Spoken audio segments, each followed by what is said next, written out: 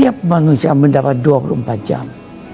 24 jam harus kita pandai-pandai memanfaatkan. 24 jam itu tidak ada yang lebih dapat lebih banyak, lebih sedikit. Alangkah indahnya bahwa kalau waktu itu saya memanfaatkan untuk meningkatkan pengetahuan saya, kemampuan saya. Dan bisa dengan peningkatan kemampuan tersebut, saya bisa meningkatkan kemampuan saya untuk membantu orang. Cara membantu, saya harus kerja keras, harus memiliki kemampuan, baik dipandang dari sudut ekonomi dan pengetahuan, untuk benar membantu. Shalom semuanya, saudara-saudara sekalian. Pernah nggak kalian merasa bahwa 24 jam sehari itu terasa cepat sekali berlalu? Pekerjaan kita belum selesai, tugas kita menumpuk, tetapi waktu berjalan begitu cepat. Padahal setiap orang kita memiliki atau mendapatkan waktu yang sama, yaitu 24 jam. Bedanya adalah bagaimana kita memanfaatkan waktu yang ada itu. Beberapa ahli sudah banyak berbicara tentang pentingnya manajemen waktu. Misalnya Stephen R. Covey, seorang pakar kepemimpinan, dia menekankan bahwa inti pengelolaan waktu bukanlah soal kita mengatur jam atau menit, tetapi soal mengatur prioritas. Menurutnya, orang yang bisa menentukan hal yang paling penting dalam hidupnya, dialah yang akan hidup lebih efektif.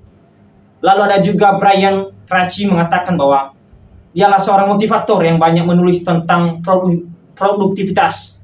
Ia mengatakan bahwa ketika seorang mampu mengatur waktunya dengan baik, maka ia sesungguhnya sedang mengatur masa depannya. Artinya, keberhasilan seseorang sangat bergantung pada bagaimana ia menggunakan waktu hari ini. Sementara itu, menurut Peter Drucker, seorang tokoh manajemen terkenal, waktu adalah sumber daya yang paling terbatas. Dan kalau kita tidak mengolahnya, maka seluruh aspek hidup kita akan ikut kacau. Karena itu, pengolahan waktu adalah dasar dari setiap bentuk keberhasilan. Dari para ahli ini, kita belajar bahwa mengatur waktu bukan sekedar disiplin, tetapi juga menyangkut masa depan kita, kesuksesan, bahkan arah hidup kita. Sayangnya, banyak orang justru terjebak dalam kebiasaan yang membuat waktunya terbuang percuma. Kita suka menunda pekerjaan, terlalu lama bermain dengan gawai, atau bahkan mengerjakan banyak hal sekaligus, tetapi tidak selesai dengan baik. Akibatnya, kita merasa sibuk, tetapi hasilnya sedikit. Kalau kita ingin hidup lebih terarah, kita perlu membiasakan diri mengatur waktu. Misalnya, dengan membuat daftar kegiatan setiap hari, lalu mengutamakan yang paling penting untuk dikerjakan lebih dahulu.